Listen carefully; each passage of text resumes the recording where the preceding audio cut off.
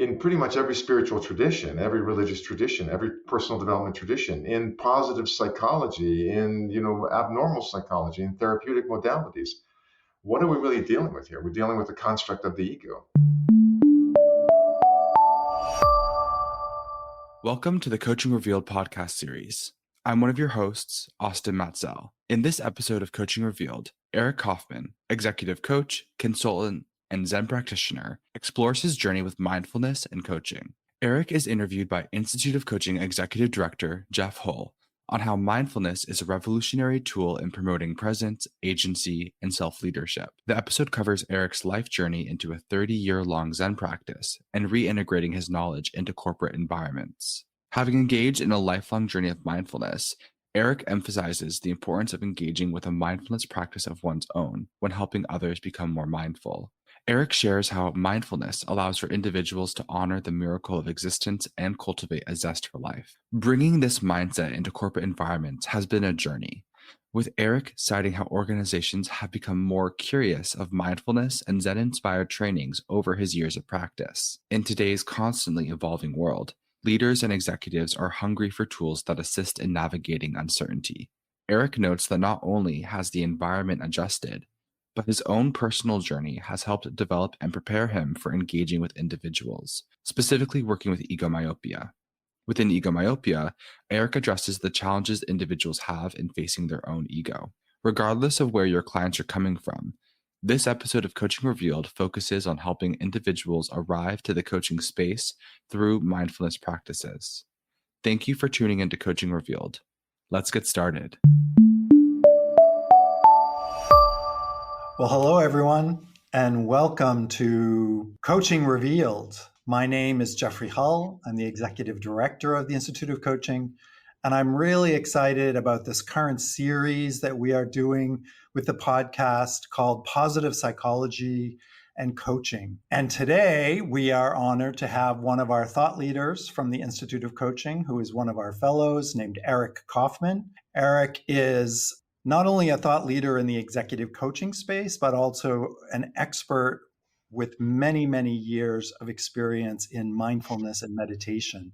So I thought that today's topic, which is mindfulness in coaching as it relates to positive psychology, he would be the perfect guest. So I want to say hello to all of you that are listening and welcome Eric. Hi, Eric. Hi, Jeff. Thank you for having me on the show. So let's dive in, but before we do, let me take a minute to bring our listeners up to speed on your amazing background. Eric Kaufmann is very well known for being the author of two superb books on leadership. The first is The Four Virtues of a Leader, Navigating the Hero's Journey Through Risk to Results. And then more recently, his newest book is called Leadership Breakdown, How to Break the Vicious Cycle, Release the Struggle and Success with Conscious Leadership. And that's a good transition point from me to say that conscious leadership is really his primary focus. He's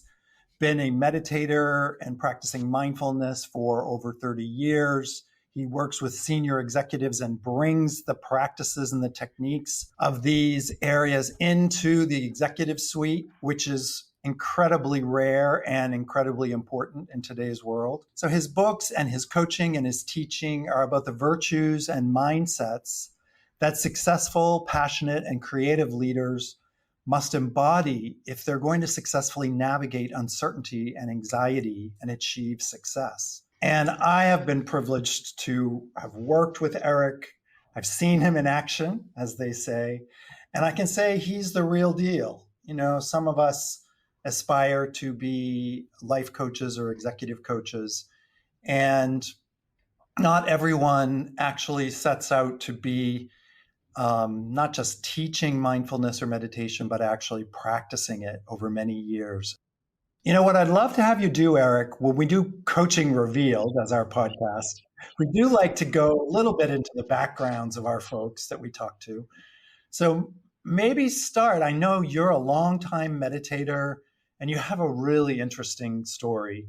Perhaps share with us just a few tidbits of your amazing life And then we'll dive into mindfulness and meditation and all of those practices. Yeah, thank you. Thank you for saying all those kind things, Jeff.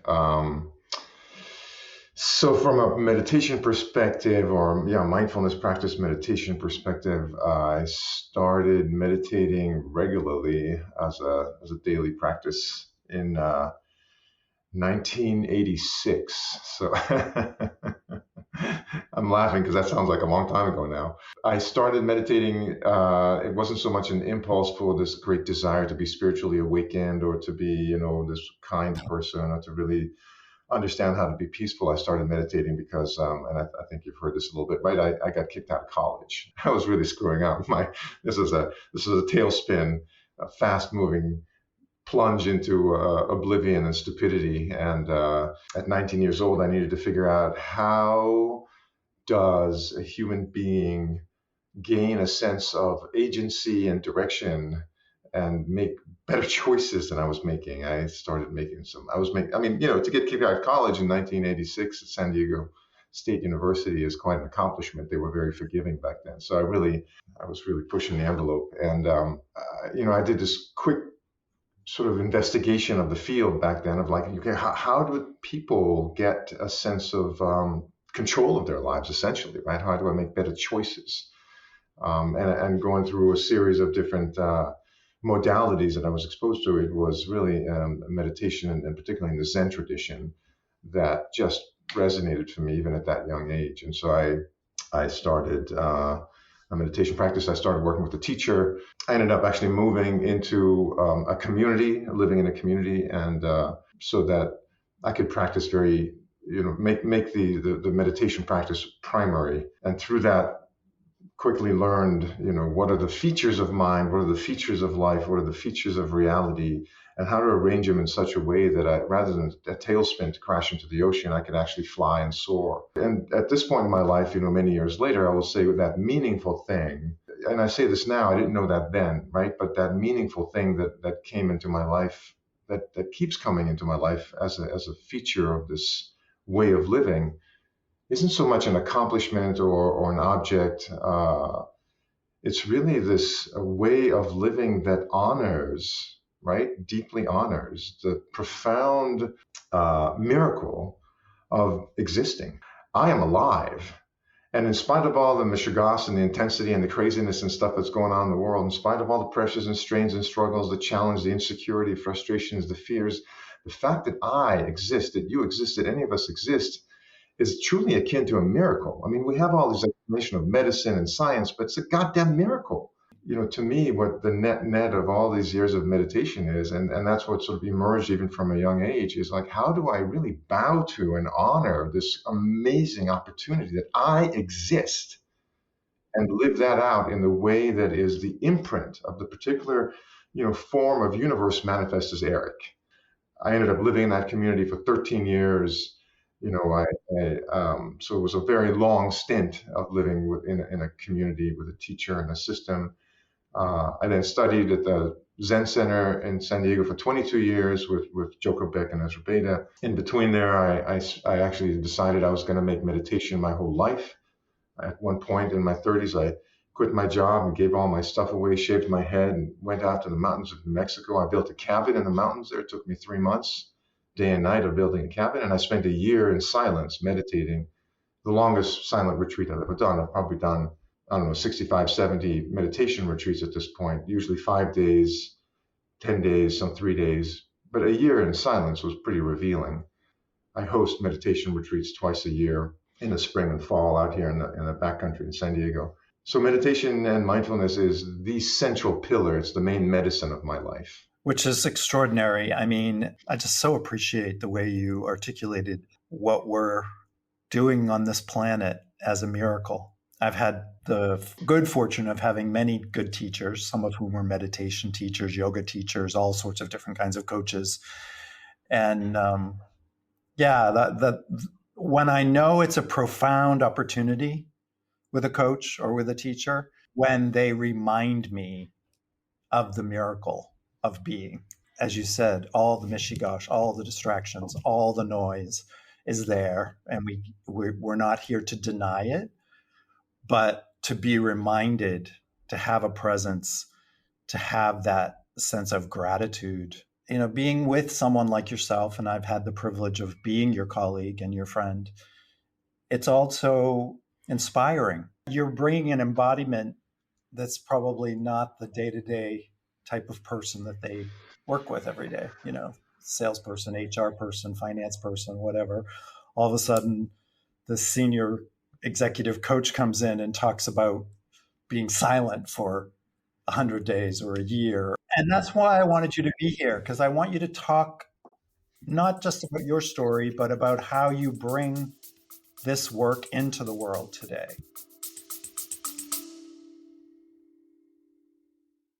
Ready to advance your coaching practice?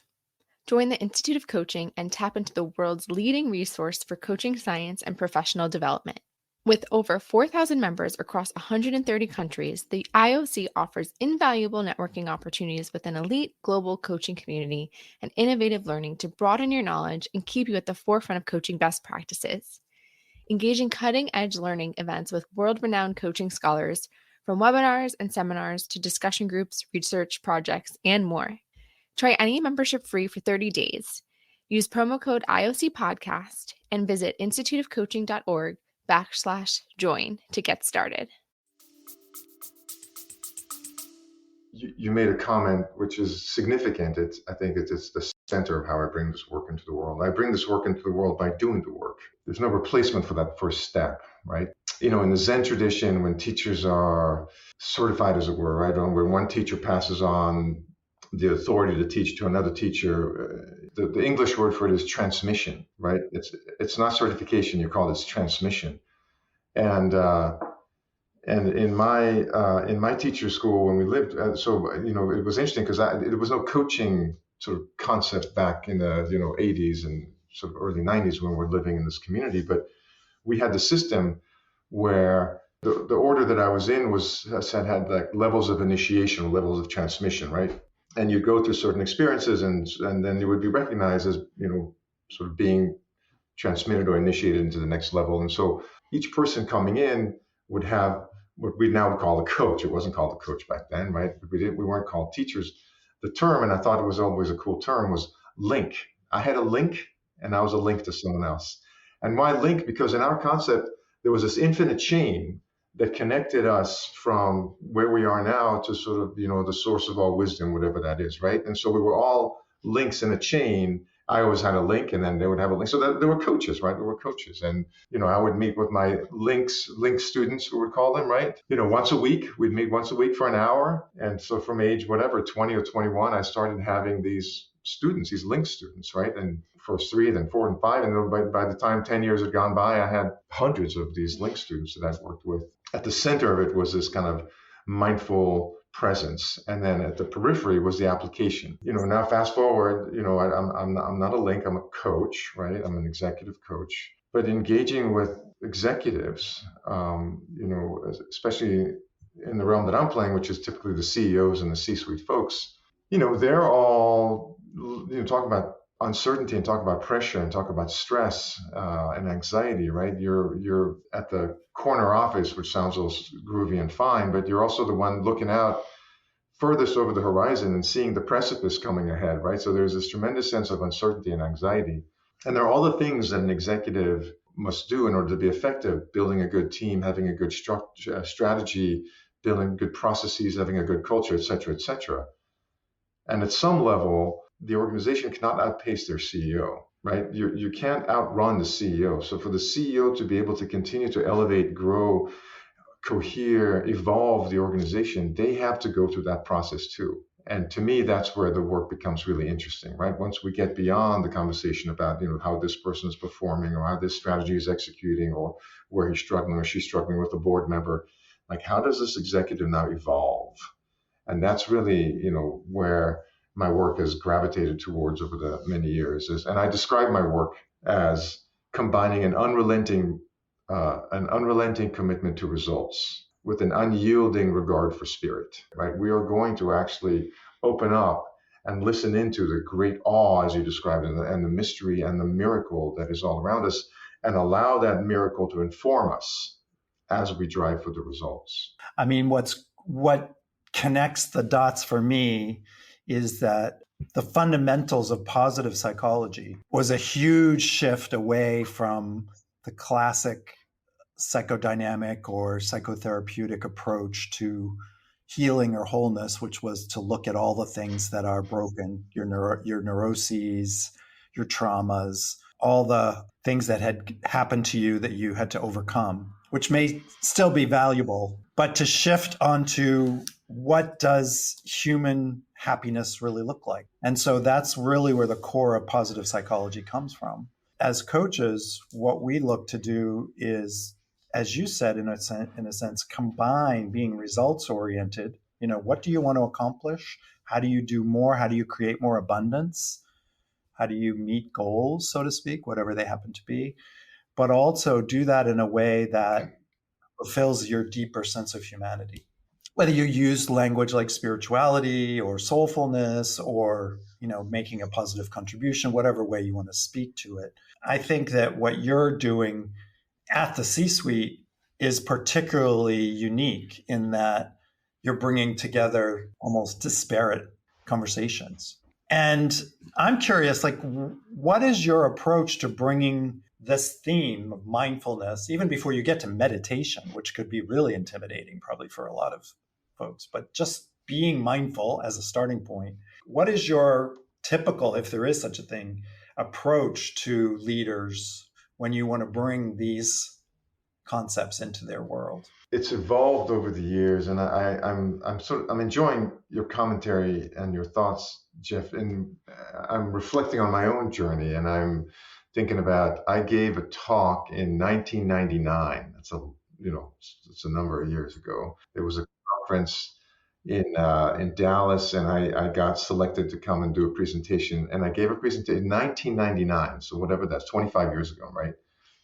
I gave a talk called Spirituality in the Workplace. So I was like, let's go, people. I'm like, come on, let's just name it what it is and let's do this thing. And somehow or other, they allowed my submission to fly, and they gave me a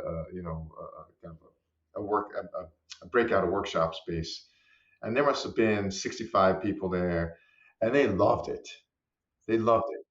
And not one person hired me for anything. Not one. It's like, I'm not coming here to I want business, folks. Let's go. Hire me, right? Why do you think I'm schlepping all the way to Dallas, to do this thing? The idea, people resonated with it, culturally, socially, from a corporate perspective in 1999, that was like wacko, Yep. So you fast forward to 2024, the conversation has changed remarkably. Mindfulness, positive psychology, conscious leadership. I mean, all these things are much more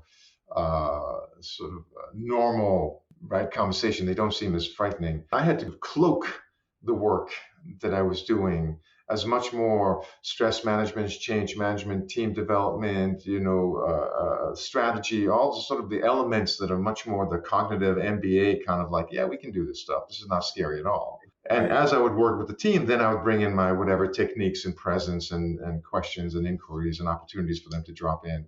But it had to be cloaked.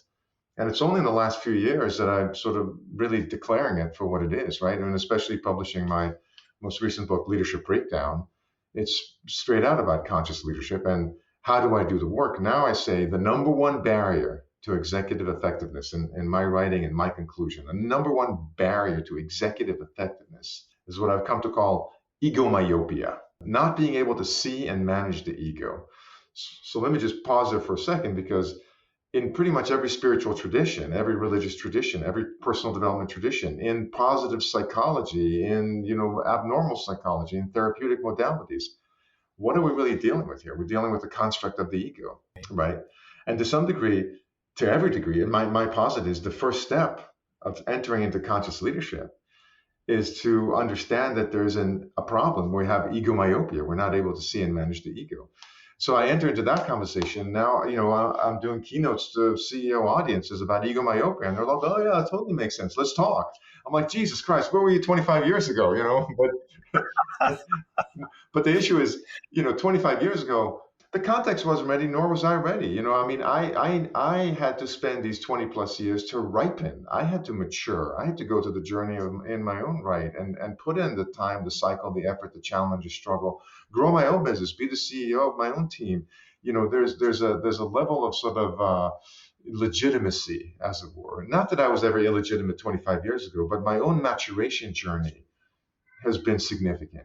And so now, how do I enter into the conversation? I enter the conversation pretty much head on, but because I'm a slightly different human, I've evolved too, I've grown too. And so now I enter the conversation saying, the number one barrier to executive effectiveness is egomyopia. We will get to how to be a good strategist and how to be a good execution, how to be a good team builder. We're going to get to how can you effectively coach your people? How do you inspire people? What do you do for innovation and transformation? 100% we'll get to all that. At the heart of it lies egomyopia, and we have to address egomyopia. And the methodology that I've cultivated now, the programs that we put forth into corporate, into organizations, is around these three elements, which you know well because we've talked about it. That address egomyopia, the cultivation of what I refer to as wisdom, love, and power.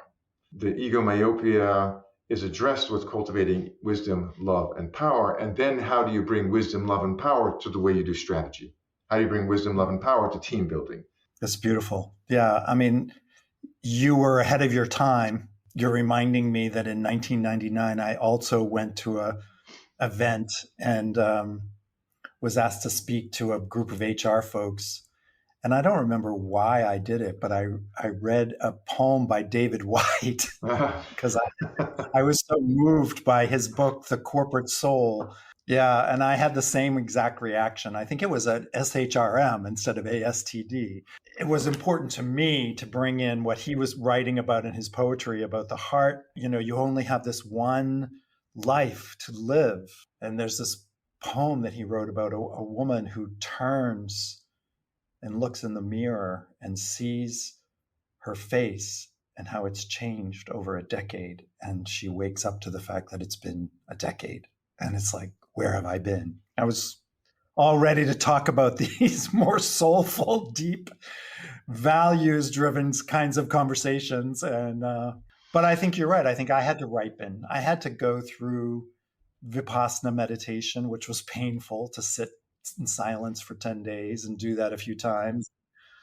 Yeah. So there's something for all of those that are listening, if you're coaches and you want to really have presence with executives around mindfulness, to be sure you're doing your own practice, whatever that looks like. I can't iterate this enough, right? It is first and foremost, right? We can't dispense what we don't have an inventory of. The Institute of Coaching does this fabulous job in, sort of curating all these wonderful coaching tools and skills and capacities. The coaches in our community are dedicated to continuing to be the best versions of themselves.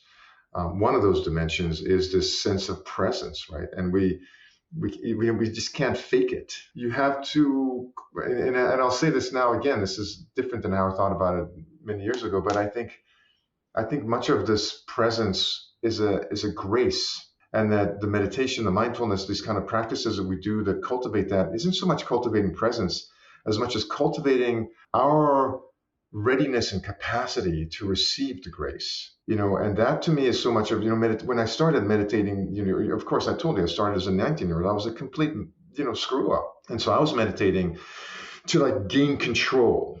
That was what meditation was about. Like, Eric, if you keep going the way you're going, not only have you been kicked out of school, you're going to physically damage yourself and you're going to die, right? I was doing some really destructive thing. And so the meditation started out as very much of how do I just stop screwing up?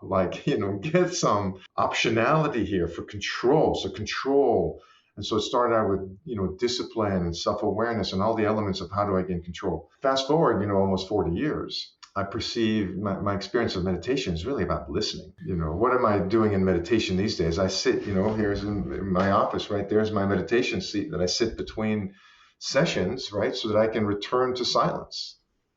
When I'm doing my coaching sessions, the main drive is, can I show up and allow an opportunity to emerge, an idea to emerge, a clarity to emerge that's not mine or yours, but sort of ours, the Gestalt experience of the relationship in between us. And some of that requires not only my ability to articulate well, but the silence that I can hold as the womb of possibility. And so for me, meditation is, that sense of presence isn't just like, oh, I'm here, I'm present, but it's what am I present to? And to be present to the dynamic experience of the flow and to the silence from which all things emerge. Now the world of possibility is literally a portal that we are opening in that space. I'm not diminishing meditation as a form of like gaining control. I'm proposing that the mindfulness practice, the positive psychology, the work that we're doing as coaches, we can be the ones who are, who find a way to put our hands on this portal between world, the world of the known and fixed and the world of possible and coming, right? What emerges out of that is beautiful, is necessary, is timely, and is appropriate for that person in that moment. And I don't know how to do that if I don't get silent between my conversations. Thank you for that. That was really beautiful. I was going to ask you to define mindfulness, and I think you just did. But perhaps you want to say a little more about actually defining mindfulness when you're with your clients, because I imagine no matter how present you are, because they're in whatever space they're in, what do you typically say when you want to bring, I mean, your presence speaks for itself, but then as a coach you also bring some thoughts. I have found that given the right framing, every human I've interacted with can appreciate the opportunity to get still. I have this program that we've created called the Leadership Evolution Program. So I have it's a 12-month long program for intact executive teams, right? So we take now complete leadership teams and run them through a year-long program, the Leadership Evolution Program. It includes coaching, facilitation, some training, assessments, and a mindfulness program that runs for the whole year for the team. I'm not doing this like casually. It's one of the pillars. It's a thread that runs through the program, right? So I just say, all right, folks, we're just going to take a couple minutes and we're going to arrive. And that's my code word these days. And in meditation retreats, I start the same way. Every meditation starts with, okay, close your eyes, let's arrive. And I don't know anybody who has an issue with arriving, right? And so, rather than getting into our brain does this, our mind does this, the world does this, let's just arrive. Close your eyes just for a moment and just feel what it's like to have your butt on the seat. Just arrive in your body, right? Now arrive in the experience of the sense of the shirt, the fabric against your skin on your upper body. Just arrive in that. Now arrive in the experience of your chest and your belly expanding as you inhale. Oh, by the way, relax your belly so you can really take a full breath, right? So rather than talking about it these days, I'm bringing it into a very sort of elemental experience. And remarkably, a group of, so here's my group of 8 executive, here's the finance, the HR person, the ops person, the CEO. We do this for 5 minutes and I go, okay, now open your eyes and take a look around. Like, how you feeling? I'm like, oh, wow, yeah, no, I'm so much more relaxed. I'm like, cool. That was mindfulness. I'm finding it a little bit more instructive and a little more receptive on their end to just take the fundamentals, right, and make it not complicated, very accessible and embodied. And then we can talk about it, because now they have the experience, now they've tasted it. It's 5 minutes. But in 5 minutes, 90% of the folks have felt some little shift. And now we have a place to have a conversation that isn't an argument or try to convince them, but now it's like, let's explore this further. And what are the implications of that, right? What are the implications of arriving?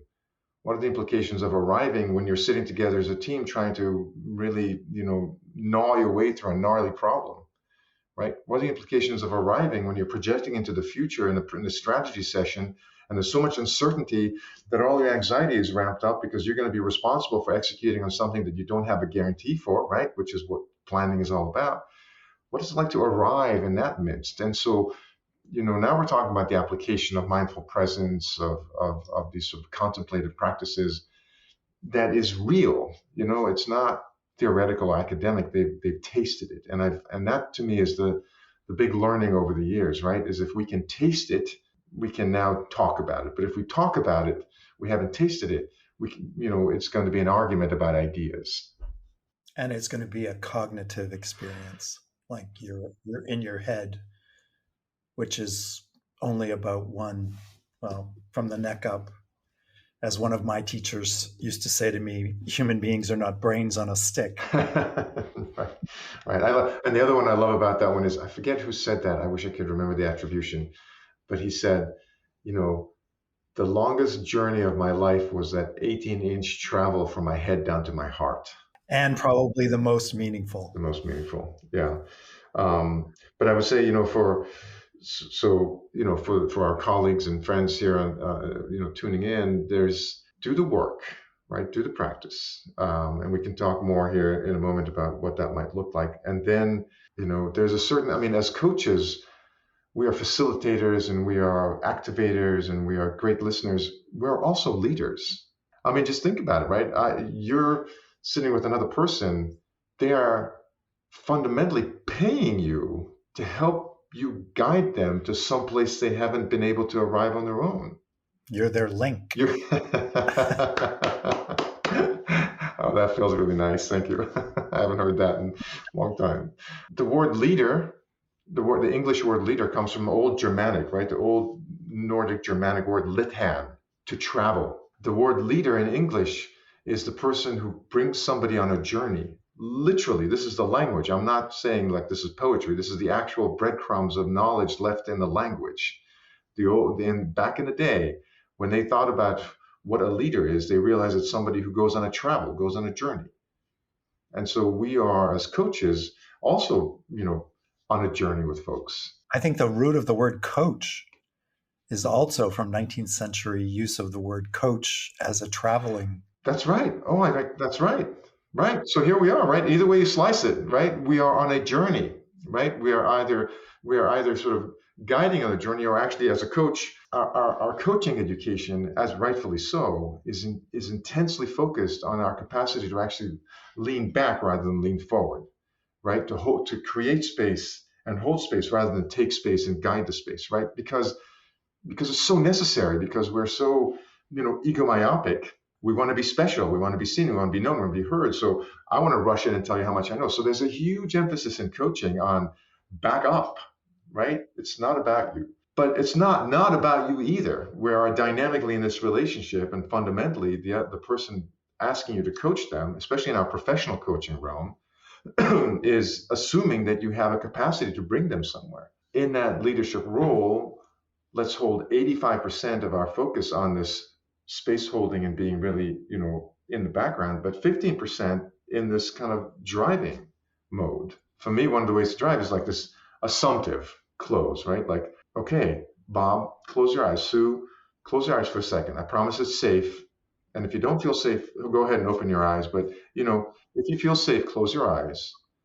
And now arrive on the seat, right? So now I'm being I'm leading, I'm being directive for their own benefit, right? I don't gain anything out of them being more mindful. They do, but they need to be guided or led there. I have found it's not enough for me just to ask, what's it like for you to be mindful? I want them to taste it. So I'm going to lead them. Well, and once they've had the actual experience, like an embodiment, which is one of the things you've emphasized, then it becomes available to them when you're not there.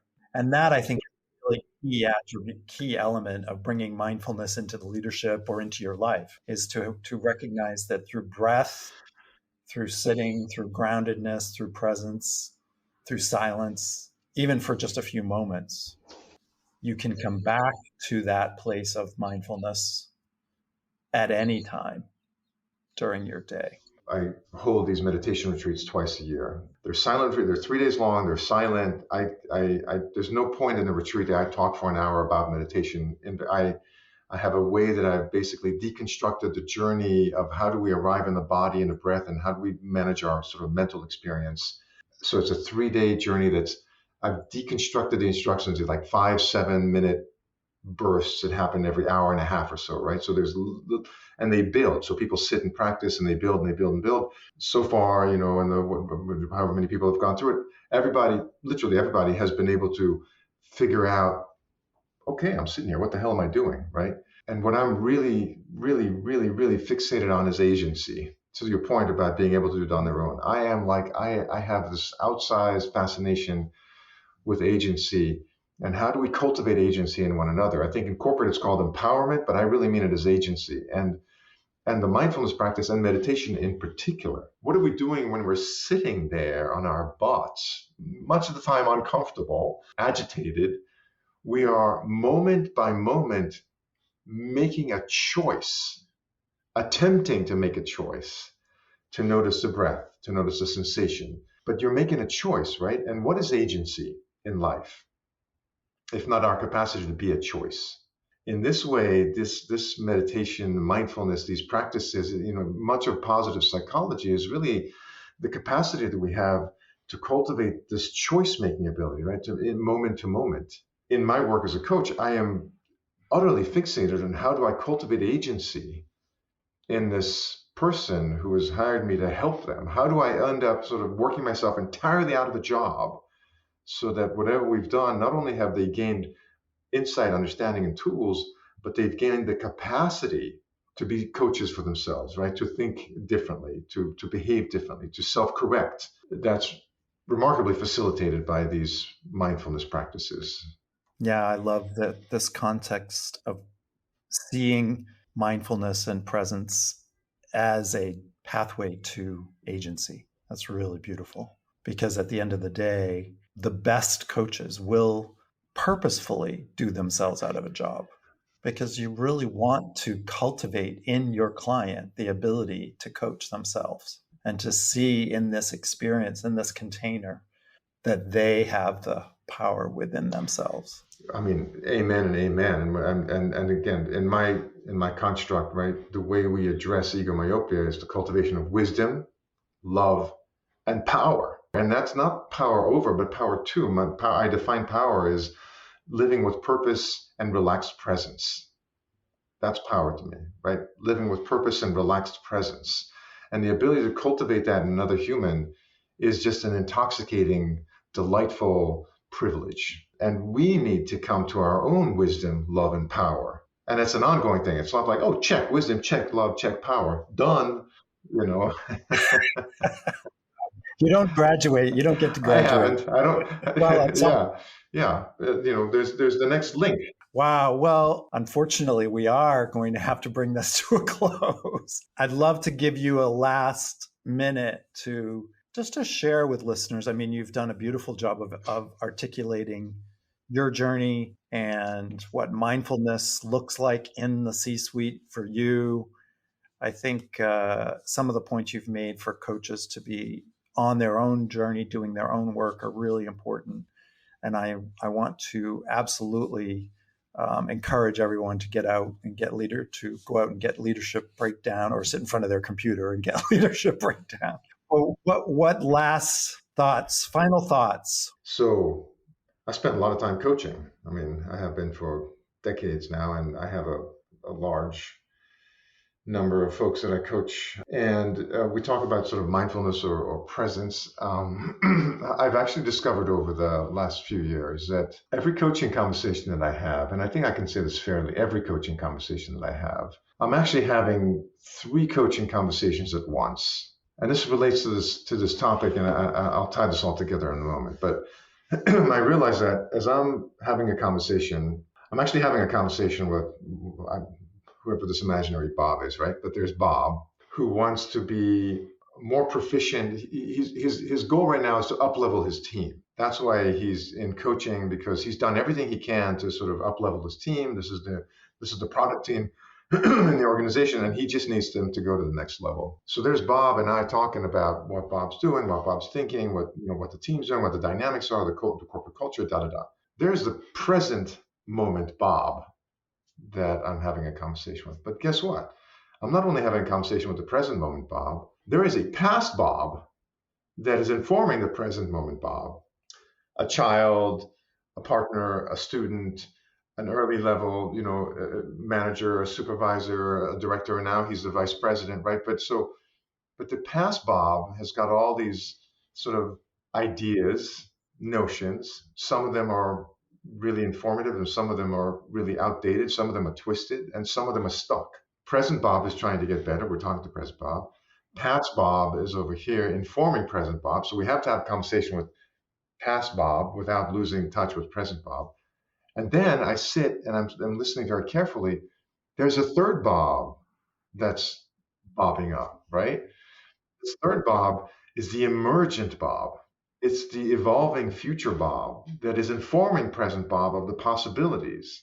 And so in this coaching conversation, and this is not like, you know, some kind of mental illness. This is a thing happening, right? This is a thing happening. We're having a conversation as a coach. We're having a conversation with a coachee, with a client. We're talking to the present self who wants to get better at their skills and talents and whatever.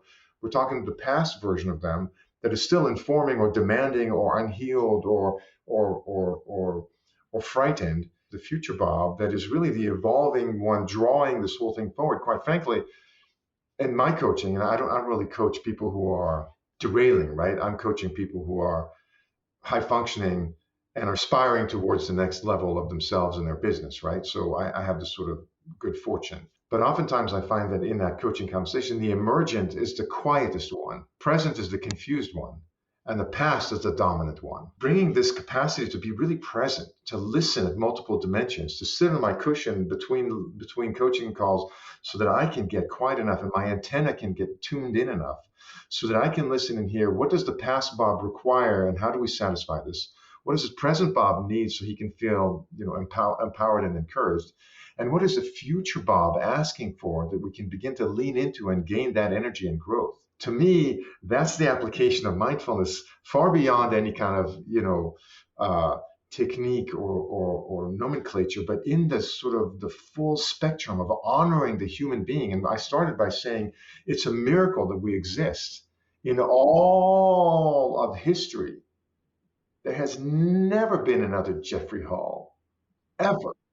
And for the rest of all eternity, there will never again be another Jeffrey Hall. You are a unique expression of the universe manifest in the particular form that you are. And to be that means that we are perennially evolving because the nature of nature is constant movement and evolution, right? And flux. And so to sit there as a coach, honoring this remarkable miracle of the human we are, and to listen mindfully for what is the past Bob demanding, what's the present Bob wishing for, and what's the future Bob inviting, and to weave that all into the coaching conversation, that to me is where this remarkable pleasure arises and where the contribution to the client is second to none. So that's my invitation. Well, I certainly would be willing to accept that invitation. Beautifully articulated. And I am so grateful that the universe brought Eric Kaufmann into my sphere and into my world. It is definitely a miracle. And I'm grateful that it happened. We at the Institute of Coaching are grateful that you're one of our thought leaders. And I hope the listeners will get as much from listening to your wisdom, love, and power as I have. This has been a really, really special experience. So for those of you that are not members of the Institute of Coaching listening to this for the first time, I don't think I need to do much of an advertisement after that, because getting to know folks like Eric Kaufmann and his work is where you land when you belong to the Institute of Coaching. So look us up, instituteofcoaching.org, and join the tribe. And with that, I will just say thank you so much, Eric, for taking the time. It's really been a pleasure. It's always joyful. It's just super meaningful to me that we get to be friends, colleagues on this journey together. So thank you. Likewise, Jeff. Thank you. A real pleasure. Take care. Thank you for listening to this episode of Coaching Revealed, brought to you by the Institute of Coaching. You can learn more about the Institute on our website at instituteofcoaching.org. You can stay up to date with new episodes of our podcast by liking and following Coaching Revealed. You can also find us on social media on LinkedIn, Instagram, and X with the handle Institute of Coaching. We also love hearing from our guests, so please reach out to us with thoughts you have on this episode and any questions you have about coaching. Until next time, this is Emily Tarani with Coaching Revealed.